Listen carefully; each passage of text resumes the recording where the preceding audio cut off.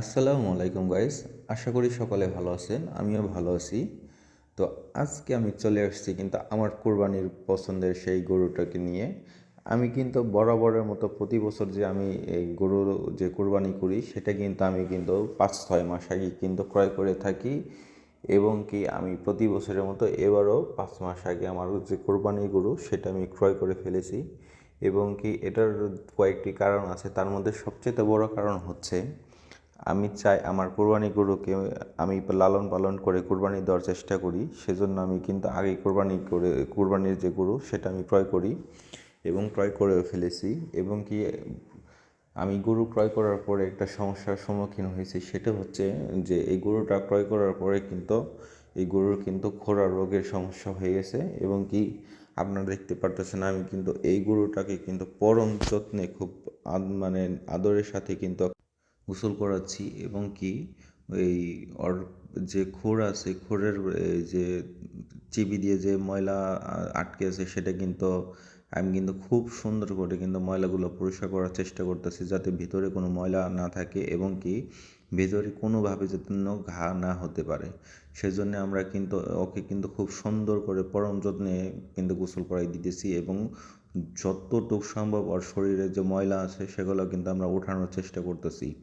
এবং কি আমরা কিন্তু ওকে শ্যাম্পু দিয়ে গোসল করাইছি, যাতে ওর শরীরটা আরেকটু মানে ও যেন ফ্রেশ অনুভব করে। এবং কি ওর যে এই যে বুকে বা পিঠে যত ধরনের ময়লা লেগেছিল সেটা কিন্তু আমরা কিন্তু অনেক সুন্দর করে সেই ময়লাগুলো উঠাইছি। এবং ওঠানোর পরে হয়েছে কি যে ওর শরীরে যাতে আর কোনো ভাইরাস টাইরাস যাতে বা জীবাণু যাতে না থাকতে পারে, আমরা ওকে পটাশ পানি দিয়ে ওকে সুন্দর করে গোসল করাইছি। ওর শরীরে সব ধরনের যাতে জীবাণুগুলো মোটামুটি চলে যায়, এবং ওর শরীরে যাতে ওই খোরা রোগের তেমন যেন কোনো প্রভাব না পড়তে পারে। খোরা রোগের প্রভাব যদি গরুর শরীরে যদি ওইরকম যদি খোরা রোগ যদি গরুকে যদি আক্রমণ করে ফেলে, তাহলে কিন্তু গরু কিন্তু অনেক সময় অনেক দুর্ঘটনা ঘটে যায়। যার ফলে অবশ্যই আপনাদের গরু হাট থেকে কেনার পরে অবশ্যই আপনারা ওকে আলাদা রাখার চেষ্টা করবেন। এবং কি ওই ওকে যতটুকু এই মেডিসিন বা যত ধরনের ট্রিটমেন্ট আছে সেগুলো দেওয়ার চেষ্টা করবেন। সাধারণত খোরা রোগ হলে আমরা কিন্তু গরুকে তেমন মেডিসিন বা অন্য কোনো কিছু খাওয়াই না। শুধু আমরা যে নাপা আছে মানুষের নাপা, সেই নাপা এবং কি পটাশ পানি দিয়ে যে ঘা আছে ঘা ধুয়ে দিই, এবং যে আছে ওই হলুদ বা সরিষার তেল সেটা কি একটা পেস্টের মতো করে কিন্তু ওই ঘায়ের মধ্যে লাগাই দিলে কিন্তু গরু খুব তাড়াতাড়ি সুস্থ হয়ে যায়।